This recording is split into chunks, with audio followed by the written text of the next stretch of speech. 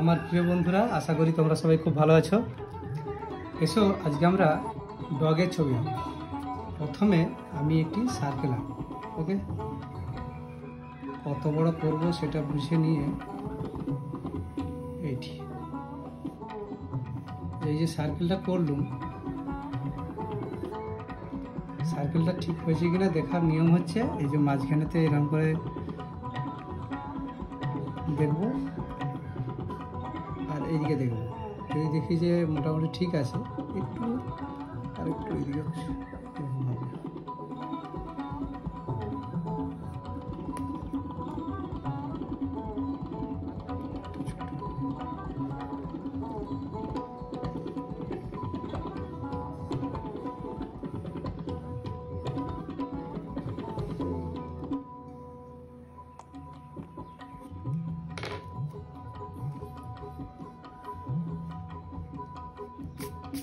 এটি সার্কেলটি হয়েছে। এবারে সার্কেলের এটা হচ্ছে মিডিল লাইন, এখানে মিডিল লাইন, এটা হালকা করে নিজের সুবিধার জন্য একটা করে রাখলাম। এরপরে একটু নিচে এখান থেকে একটু নিচে একটা হরাইজন্টাল লাইন টানবো। এটা কতটা টানবো? এই সার্কেলটা যতটা, এখান থেকে ততটা।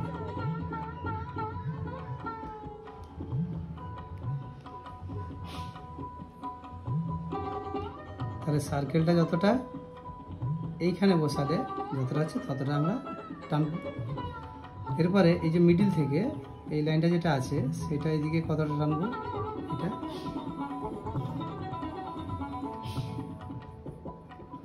না হাফ। এখান থেকে এইটা যতটা করেছি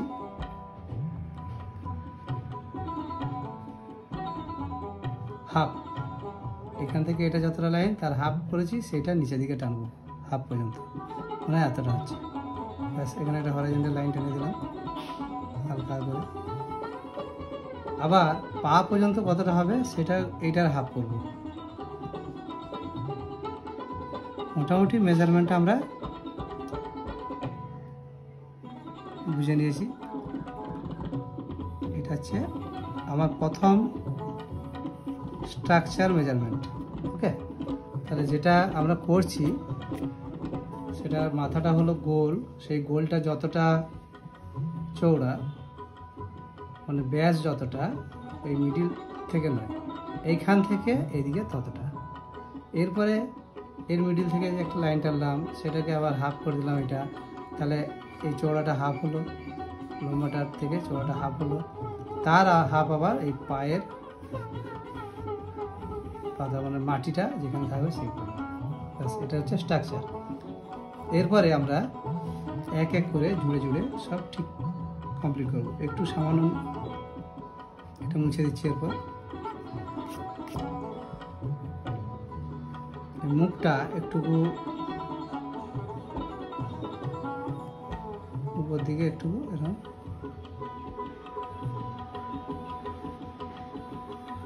এরকম হবে।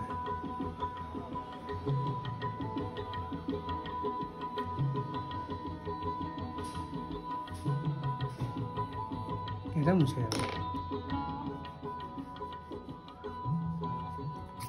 গোলটা একটু চেপটে গেল। নাকটা এখান থেকে শুরু এরকম করে একটা ত্রিভুজ শেপ হবে। একটু আগে গিয়ে একটু ঘুরিয়ে দেবো এরকম, তাহলে এখান থেকে এরকম হলো, এখান থেকে এমনি করে এই হলো, এখান থেকে এমনি করে এই হলো। এটা মিডিল লাইন ছিল, দুদিকে সমান করেই করলাম। একটা শেপ হলো। এর চোখটা আবার এই দিক থেকে গিয়ে এমনি করে, যদি এতটা যায় তাহলে এতটা উপরেও যাবে, তাহলে এরকম করে একটা ওভাল শেপ করবো। মনে মনে এটা ভাবো যে এদিকে যাচ্ছে, এরপর এটা ওভাল শেপ।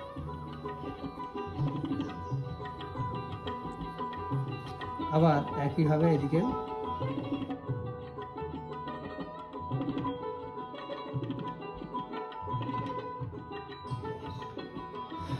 তারপরে এখানে গোল হলো, এই জায়গাটায় গোল হবে।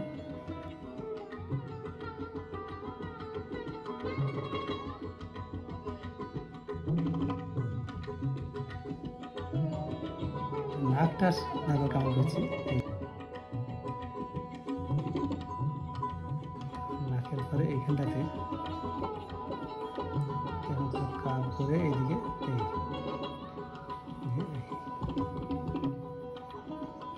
এটা ওয়েব লাইন। কান